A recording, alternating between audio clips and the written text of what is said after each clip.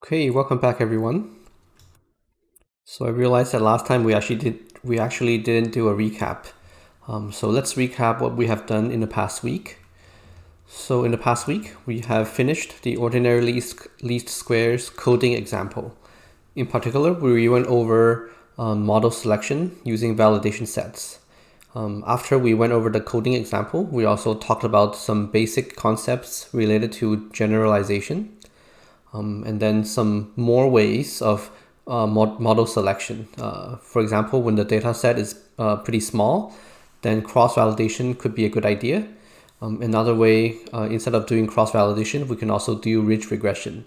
So that basically means adding a penalty term to our loss function to penalize the 2 norm of the weight vector.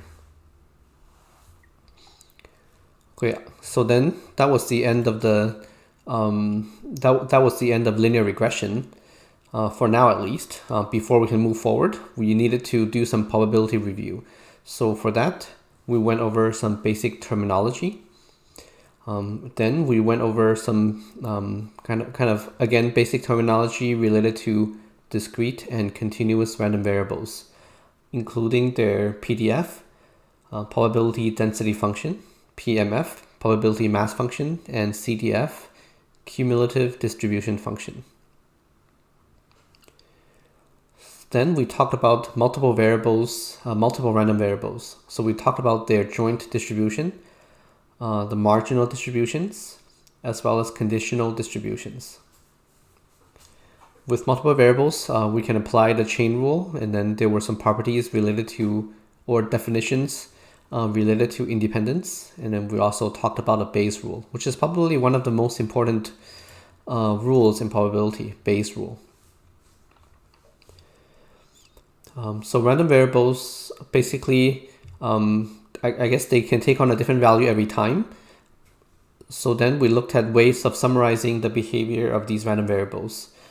So that would be, so 2 ways of summarizing them would be looking at their expected value as well as moments. For the moments, we focused on variance and covariance. Other properties about random variables include entropy, which is the amount of uncertainty in the random variable. K-out divergence between 2 random variables means, roughly speaking, the kind of how close the 2 distributions are of the 2 random variables. And then mutual information, roughly speaking, how much information they share. Okay, and then all of this was discussed using multiple variables, and there were the normal versions of them as well as the conditional versions of them. Okay, so the notation got a little bit annoying, so then we went to vector notation, writing down a set of random variables inside a random vector. And finally, we started to talk about the Gaussian distribution. Okay, so then the last thing we did was trying to visualize what the Gaussian distribution looks like. So today I would like to draw a few more pictures just to make sure that we all understand how these distributions look like. So basically, the multivariate normal distribution, or sometimes we just call it Gaussian distribution, looks something like this. I think many of you are already familiar with what the one-dimensional version looks like, so let's start there.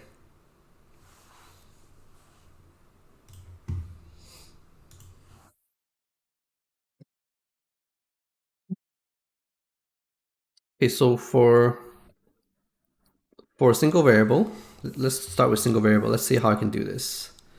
Maybe I'll draw a graph like this. And let's just say the mean is 0 to keep things simple, because if the mean is not 0, then all we're doing is shifting the distribution to a different location. So roughly speaking, this is what a one-dimensional normal distribution looks like. So basically, so if we go back to the slides for a second, this would basically be the probability density function. Okay, so if you have p of x, I'm just going to write proportional to, because I don't want to keep writing the constant. And the constant is basically there only to make the area underneath equal to 1, right? So this, so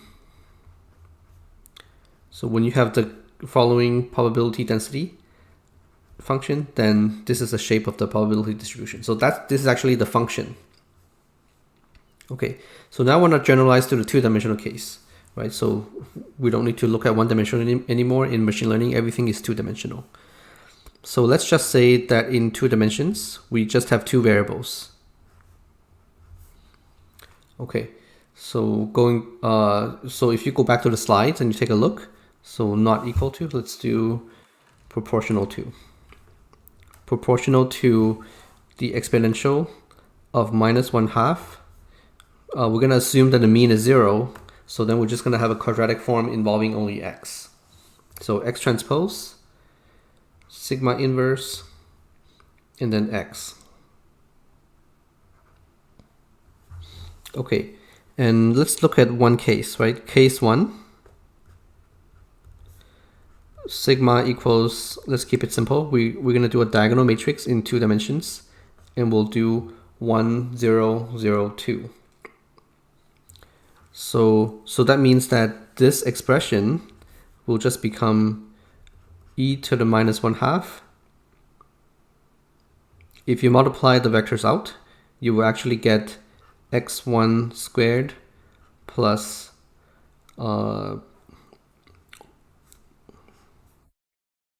plus 1/2 x2 squared. Right, so if you, yeah, so maybe if you can't see that, you can always write this down and multiply it out. Yeah, sorry, the transpose. Let me rewrite that.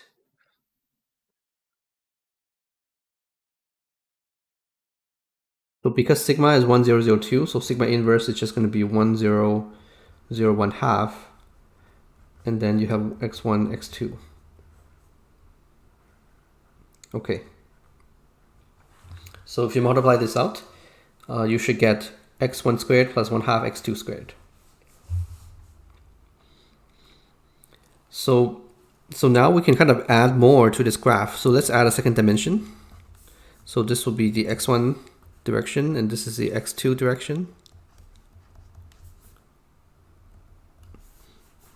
Okay, so that's the vertical direction. So basically what we have here is that if I set x2 to be 0, then what I get remaining would be e to the -1/2 x1 squared. So that would basically be the same as if sigma were equal to 1 in the original single variable case, right? So then basically I will have some width here, which is equal to a variance of 1. Now if I set x1 to be 0, then we're now going to be looking along this direction, and then we're going to have kind of a distribution along that direction. So if you look at now, the coefficient is 1/2. So that means that our standard deviation, this should be the variance. That means that our variance is 2, meaning that in the other direction, the function is a bit wider than in the x1 direction. So if I were to attempt to draw this, maybe I could have a wider distribution. Okay, so you guys know I'm not a good artist, but this is what that looks like in the other direction. Okay, so let me try to redo that. I think I almost got it near the end there, right? So it looks more like this, and then in the other direction, it looks more like that. So maybe I can also draw some level curves just to make it a little bit easier to see, right? So this is really a continuous surface in two dimensions. So basically, we can kind of trace the level curves like that. So hopefully you can imagine what this would look like, right? So if I just go back to the slides, it would look something like this, except so in one direction you have a certain width, in the other direction you have a different width, and that width depends on basically the diagonal elements of sigma. Okay, and now if I take a top-down view,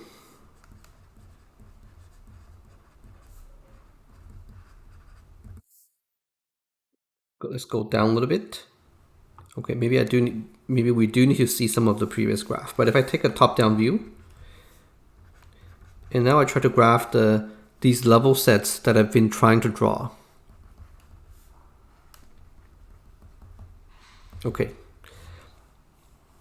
Then what we would have is we're going to have a bunch of ellipses which are wider in the x2 direction. So they will look something like this if I do a top-down view. Okay, where the ellipse, the alignment of the ellipse is aligned to the two axes. So it's aligned to the directions x1 and x2.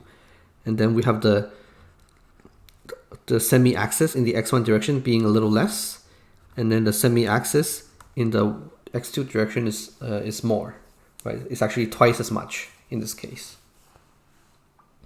Okay, so hopefully this part makes sense for the diagonal covariance matrix. So let's look at the more general case when the matrix is not diagonal. Okay, so case 2. So sigma not diagonal. However, we know that sigma is symmetric because the covariance matrix is always symmetric. So we can do the Eigen decomposition of sigma, which is going to be some u times a lambda matrix u transpose. Okay. So in general, we can actually write down u as the eigenvectors of the eigenvectors of sigma, u1, u2, all the way to potentially n of them. And then lambda is going to be, I'm going to use star because it's going to be a diagonal matrix with a bunch of eigenvalues on the diagonal, but then 0 everywhere else.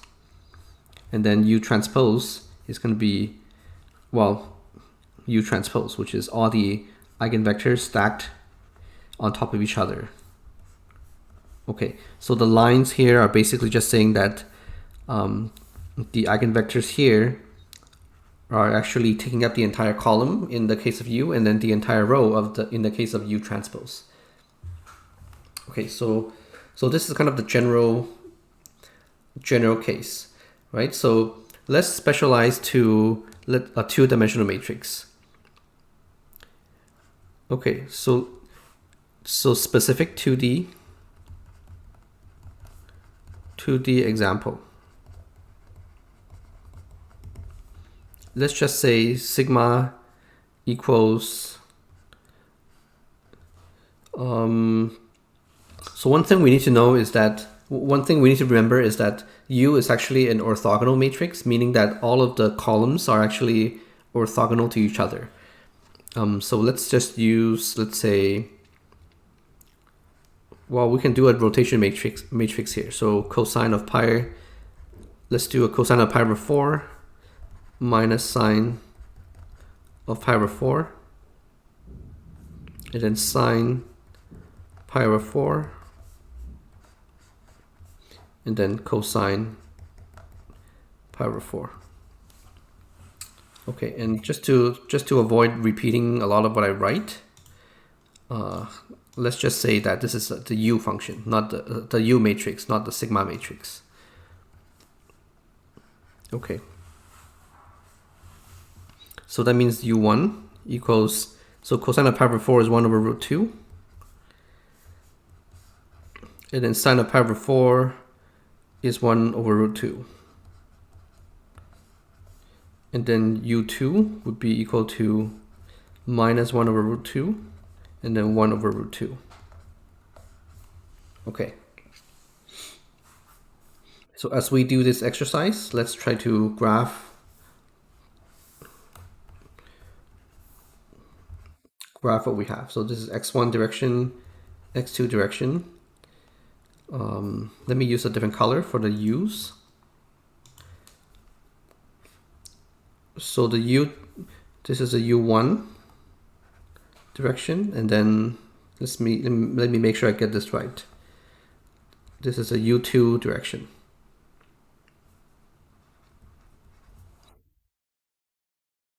Okay. So now let's go back to our quadratic form. Our quadratic form. Oh, sorry. Before we do that, we also need to write down what our lambda is, right? Just for the sake of an example, let's just say lambda is 1002. So basically, lambda is the previous matrix here, the previous sigma matrix. Okay, but now sigma is more complicated. But the eigen decomposition, the lambda matrix in the eigen decomposition is the old sigma. Let's just keep it simple. Okay. So now the quadratic form.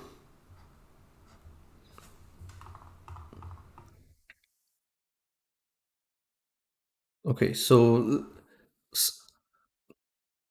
sorry, let me just write it out in full.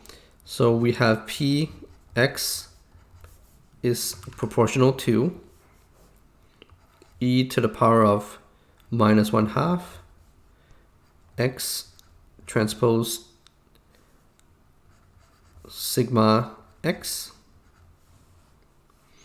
which is going to be equal to e to the minus 1/2 x transpose u lambda u transpose x. Okay, I'm basically just plugging in what sigma equals to over here. We know that when the middle matrix is a diagonal matrix, like in here, it's very easy to draw the picture. We just did that a few minutes ago. We basically will have that the individual x1, x2 components, they will basically be decoupled from each other, and then we just have a bunch of them squared added together, right? So that was pretty easy. So what about now? So actually it turns out that it's pretty easy here as well, right? So all we need to do is define y equals u transpose x. If we define y equals u transpose x, then what we have here would be, well, we have a lambda here, and then we have a y here. And then if you take y transpose, you will get x transpose u, right? Remember, yeah. So remember when we do transpose, we do them backwards, and then we do them backwards individually, right? So the beginning is actually y transpose. So then our distribution basically looks like e to the power of minus 1/2 y transpose lambda y. So now we're back to the previous case where the middle matrix is a diagonal matrix, except that the quadratic form is in terms of y, not x. So all we have to understand now is what exactly y looks like. So to do that, we're going to expand out this u transpose matrix. Okay. So u transpose looks like all the eigenvectors stacked up on top of each other in rows. So this actually equals to, okay, so I'm going to make it general here. So the first eigenvector in our case, and then the second eigenvector. So that's what y looks like. And if I do some matrix multiplication by going across the row and then down the column, this is kind of trivial. Basically, this is just, sorry, there should be a transpose here. Because remember, we can do this block matrix multiplication in general. So basically now we just have is as if we only have one element here and another element here, and then we're doing a matrix multiplication by this number, this scalar here. Okay. So let me undo all of these and then add in back the transpose.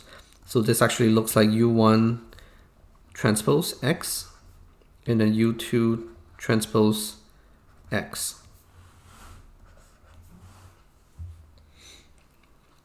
Okay.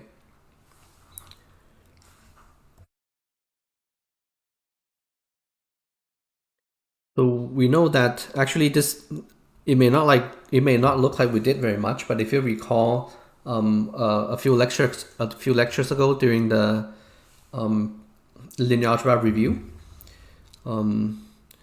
we basically said that if we have an orthogonal basis for the vector space, so in this case U1 and U2 form an orthogonal basis. In fact, it's actually an orthonormal basis. So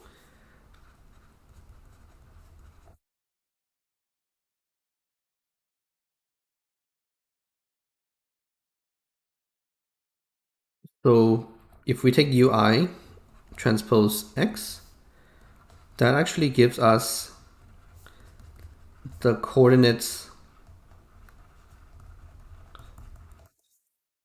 of X in the ith coordinate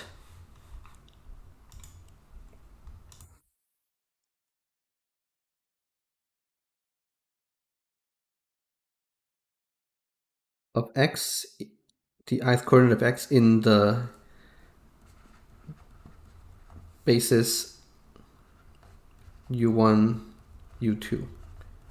When we have more components, when we're looking at high dimensional space, it's actually the same argument. You would just have U1, U2 all the way to UN multiplied by X here, and then this whole thing, if we define that to be Y, that would actually just be U1 transpose X, U1 transpose U2 transpose X, and so on. Okay, so what does it mean that Ui transpose X gives us the ith coordinate of X in the basis U1, U2? Well, what that means is that if I draw some vector, let's say this one, X, then the components of Y will basically represent how far along the U1 direction we have to go. So that's the coordinate of X in U1, and then we have the second coordinate of X in the basis U1, U2. So how far along the U2 direction you have to go. So basically Y1 would be this length. So how many times, not this length, but how many times U1 in that direction. And then Y2 is basically how many times we have to move in the U2 direction. So that's actually what the vector Y means. So now that we understand what the vector Y means, we can now look at this quadratic form. This quadratic form is basically going to be something like, in the particular case that we have, it's actually just going to be y1 squared plus 1/2 y2 squared. If you remember, lambda, sorry, I made a mistake here. I forgot an inverse. All of these should have inverses, right? Because we have lambda inverse here, and then the lambda has a 1, 2 on the diagonal. That's why we have the coefficients 1 and 1/2. So that's what this distribution looks like. So basically, we can now draw the picture, right? We know what this shape looks like. In the previous case, when sigma itself was already diagonal, we drew this picture over here.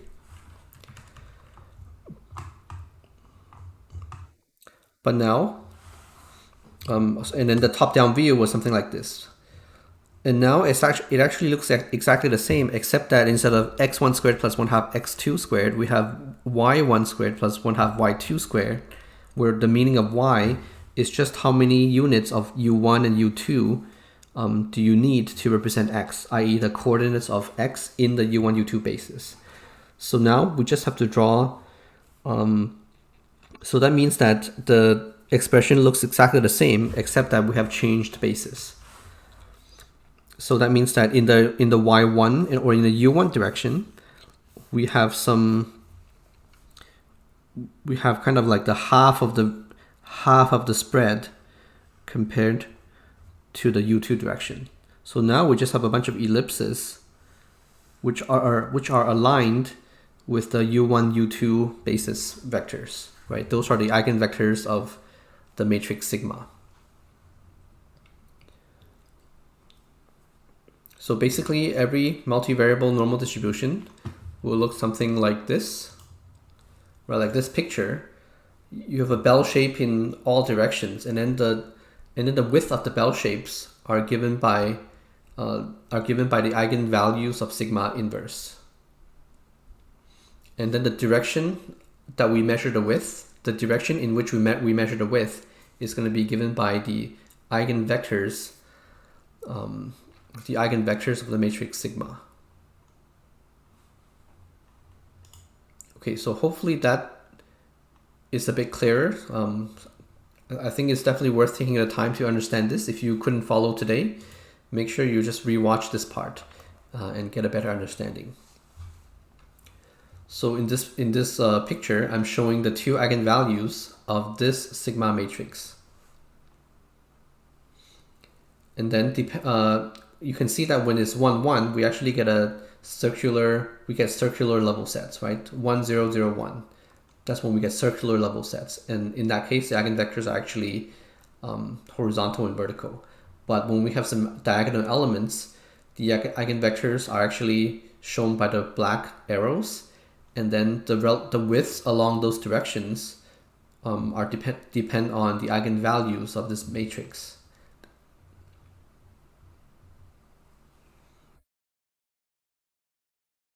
The higher the eigenvalue, the more spread you have in that direction. Right, so let's just go back to the one note once more.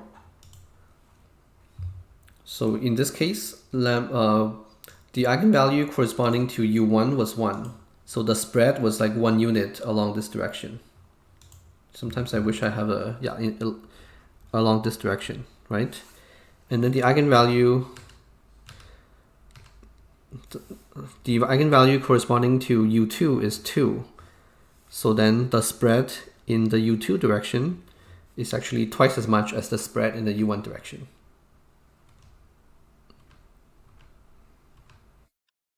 Okay, so hopefully you get the idea. Please make sure you understand this. This is it's just a very important thing to understand, and we'll see Gaussian distributions really, really often in this course and also in future courses as well.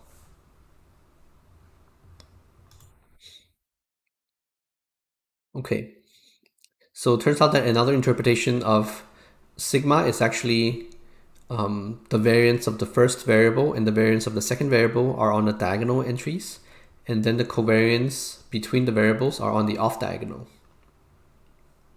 So here I'm kind of showing a matrix 1 alpha alpha 1, right? It's kind of the same matrix that we saw. So now we know that before we basically said, okay, well, depending on the alpha, the eigenvalues will be different. So that's why we have these different degrees of spreading in the two eigen directions. But now we're gonna take a different interpretation where we're gonna view the off diagonal elements as the covariance between x1 and x2. So as you can see, when we have positive covariance, or the shape looks more like diagonal like this, right? It's coming up. So positive variance, the more positive covariance, and the negative covariance is the other direction. The more negative, the more slanted it becomes. So now positive again.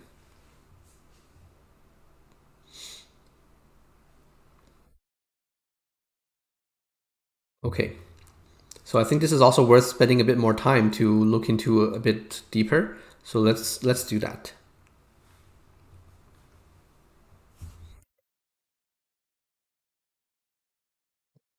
Okay, let's go down and make some room.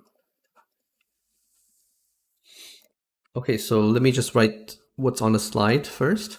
So in a two variable case, we have the variance of x1 and then the variance of x2 on the diagonals. And then on the off diagonals, we have the covariance of x1, x2, and sigma is symmetric.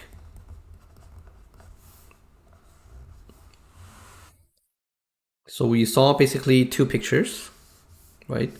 The first case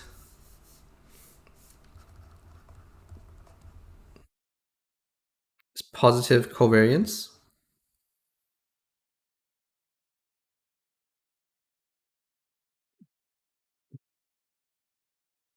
Maybe, I think right now I prefer writing it in math form.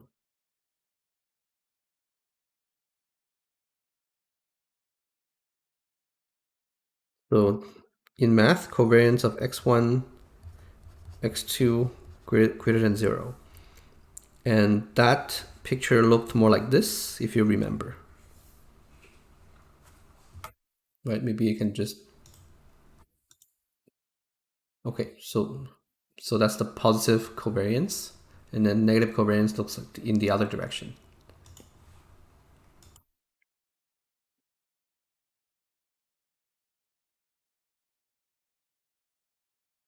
Okay, sorry about that. I meant to erase the 2. Okay, let me do that again. So positive covariance looks more like this. And then negative covariance looks more like this. Okay, if you want to draw more level sets, you can, right? Of course, they're going to be concentric. Okay, so now, why do they look this way? So remember the definition of covariance. So this is the expected value of x1 minus e of x1 times x2 minus e of x2. So what this means is that if you draw some samples, and you're going to draw these samples jointly, right? So most of the samples, I guess, are going to be in the middle here, and then overall, when you draw many samples, the cloud of samples will roughly have the same shape as our distribution, right? So I think you get the idea. So you draw many samples x1, x2, and then you compute this product. What is this product? Well, this product looks at x1 minus e of x1. So this is whether the deviation from mean is positive or negative. So this is deviation from mean for x1 and then deviation from mean for x2. When the covariance is positive,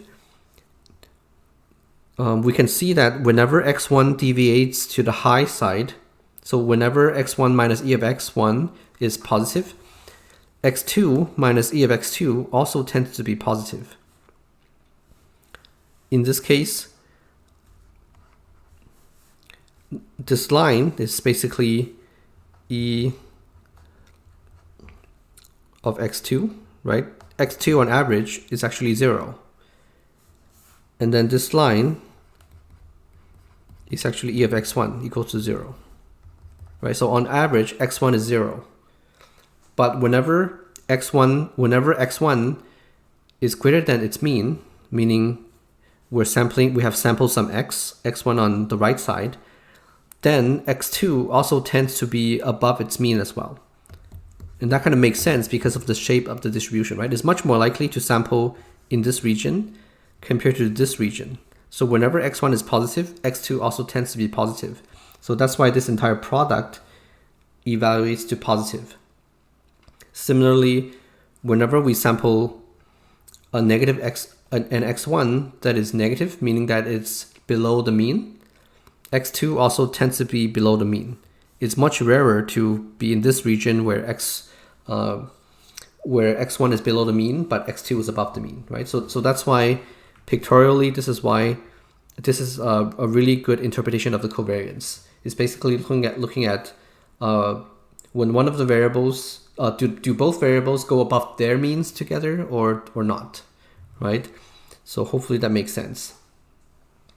For this example, we can see that for the second example, we can see that it's much more likely to sample something in the left top as well as the bottom right compared to the left bottom and the top right, right? So this is likely, and then unlikely,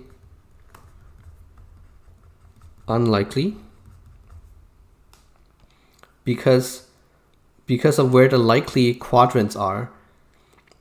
The product of x1 minus e of x1 times x2 minus e of x2 will tend to be negative, right? Because whenever x is below the mean, whenever x1 is below the mean, x2 tends to be above its mean. So then when you multiply negative times positive, you get negative.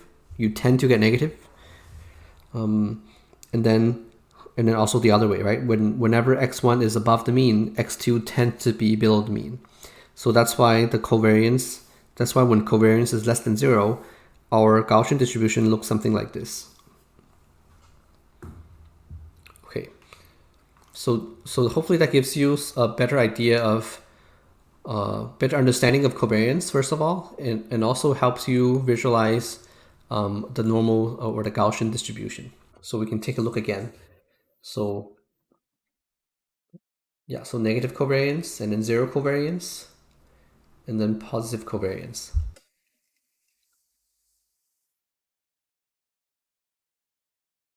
Okay, we can here we take a look at the independent case, so they have no covariance. And then if we increase this diagonal element, we can see that in that direction, the distribution spreads out more. So in this case, because the vector is diagonal, the two eigenvectors of this matrix are actually the horizontal and vertical vectors. So that's why when one of the eigenvalues is 1, so the horizontal direction the spread doesn't change. As we change the other eigenvalue, the vertical spread changes.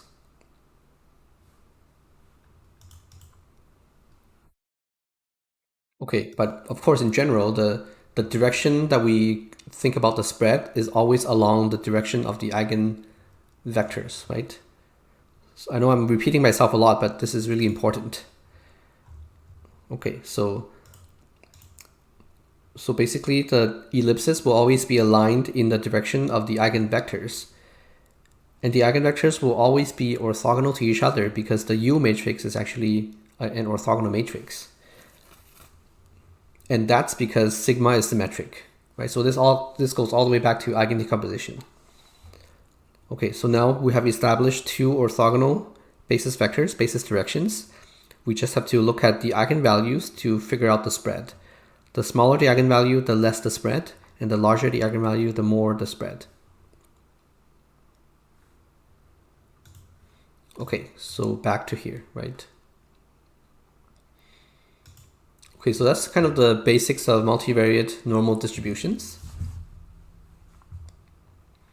So we're going to look at a few properties of multivariate normals, or just Gaussian distributions. So here we are always going to start with some x vector, which is distributed normally with mean mu and covariance sigma. The first property is that if we add a constant vector to the random variable, then the mean will get shifted by the same constant. Okay, that kind of makes sense. If we start with the multivariate normal and then we multiply that variable by some constant matrix, then the mean actually gets multiplied by the same matrix. And then the variance, the covariance, actually gets pre-multiplied by A and then post-multiplied by A transpose. For those of you who still remember the single variable case, whenever we multiply a random variable by a constant, the variance actually gets that constant squared. Like the variance gets multiplied by that constant squared. Because we're doing matrix multiplication here is slightly different, but the idea is the same. We have two A's popping up, right? One before, one after. Okay, special case, if you multiply by a constant, then, right, actually that was a special case I was talking about, right? The mean gets multiplied by that constant, and then the covariance gets multiplied by that constant squared. Okay, if x and y are independent, this is a symbol. So this perpendicular symbol stands for independence in the context of random variables. So if we have two independent multivariate normal distributions, and then let's say that they have mean mu x, sigma, let's say that they have mean mu x and mu y, and then covariance sigma x and sigma y, then when you add them, you can actually just add their means and add their covariance matrices. This is, pay attention that they must be independent for this to happen. So one of the cool things here is that you can do linear transformations, you can add constants, and then the distribution still remains a normal distribution. So the class of distributions don't change. Okay. So the normal distribution remains the normal distribution under all of these different operations. So applying some of these properties, let's start with standard multivariate normal. So that means the mean vector is 0 and the covariance is identity. In this case, we can always add a constant mu to make this z variable have a mean of mu, and then of course the covariance stays the same. On the other hand, we can also multiply this z by sigma, and that doesn't change the mean, but it changes the variance by multiplying by sigma squared. So that mu, so if you combine these two, mu plus sigma z would be a normal distribution with mean mu and then covariance sigma squared I. So this is actually a diagonal matrix with all the diagonal elements being sigma squared. So this is called isotropic Gaussian. Just another terminology that you might see. It means that the variance is the same along every direction. So hopefully this looks kind of familiar. In the univariate case, meaning in the one-dimensional case, we started off with a normal distribution with mean 0 and variance 1, and then we also did the same thing. The same thing works in the multivariable case. I guess the only thing that I would emphasize is that in the single variable case, we were able to obtain any single variable normal distribution by this transformation. Whereas in the multivariable case, we're not able to do that because we're only able to obtain isotropic Gaussians. We're not able to obtain other covariance matrices by doing mu plus sigma z.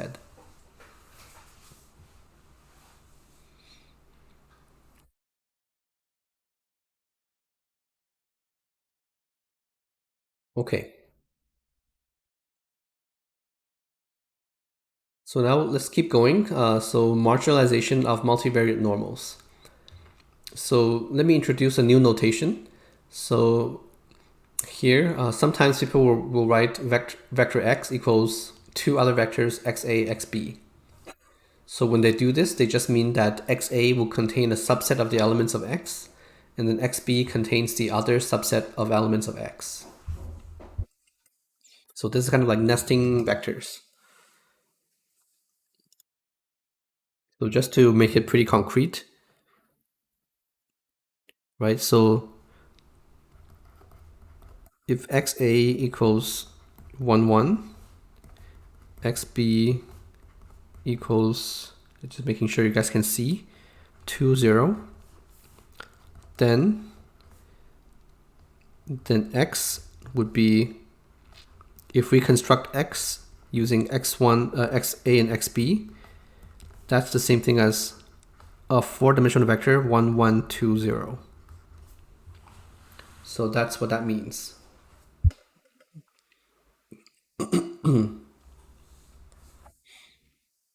Okay.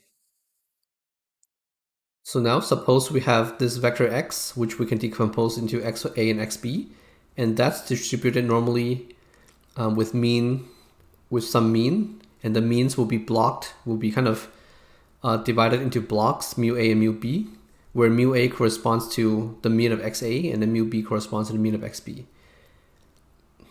And the covariance would be sigma AA, sigma AB, sigma BA, sigma BB. So these are also matrix blocks. So if X has this mean and this covariance, then the components of X would have a mean of mu A and covariance sigma AA, and also XB would have a mean of mu B and sigma BB.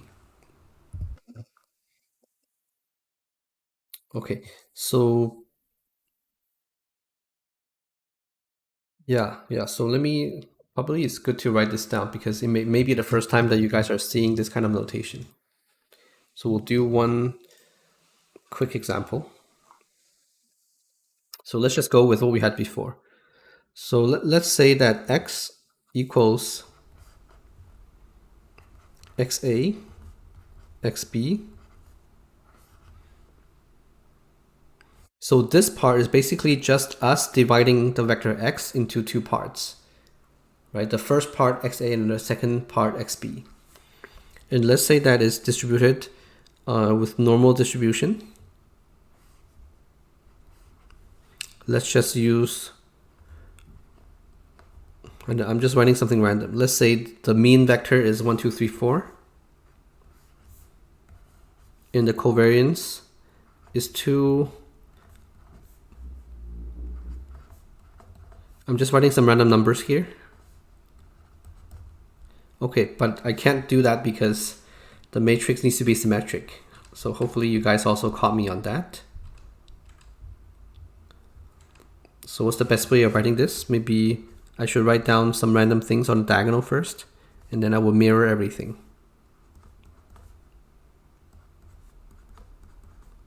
Okay, let's just say we're doing this.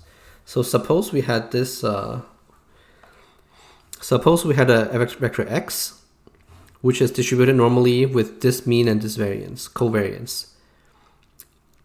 And now suppose we only want to consider some component, a subset of the components of the vector x. And then we can ask the question, what is the distribution of xa? Well, it turns out that xa would still be a normal distribution, and the mean will just be the corresponding blocks. So let's just say xa contains 2 elements, and then xb contains 2 elements. So this block is basically, we just have x equals xa1, xa2, xb1, xb2, right? Just to make everything completely clear. Okay, r squared, r2. So in this case, xa corresponds to the first component, first 2 components of x. So the mean would just be 1, 2. And the covariance will be 2, 0, 0, 1. We're just going to take the upper left block, right? So compare that to the expression on the slides.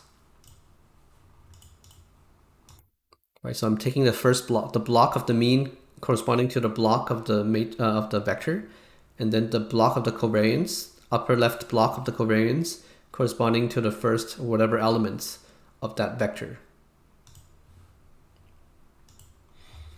Okay, so I think you get the idea. So then we can just quickly confirm your understanding. XB would be distributed as a normal distribution with mean 3, 4. And covariance 2, minus 2, minus 2, 3. Okay. So what this means is that if you know the distribution of a multivariate normal, you can easily compute the marginal distributions of any subset of the components. And the way you do that, it's hardly a computation. You simply read off the values. Pictorially, marginalization means that we're adding up along some direction. Again, instead of adding up here, we simply read it off, right? So that's the special thing about multivariate normals. Okay, but in general, we add up the distribution in one direction, and then we get a resulting distribution in a lower dimensional space. In this case, the lower dimensional space distribution still remains a Gaussian. Okay, let's stop here. Next time we're gonna finish up the discussion on Gaussian distributions by talking about conditioning of multivariate normals. So see you guys next time.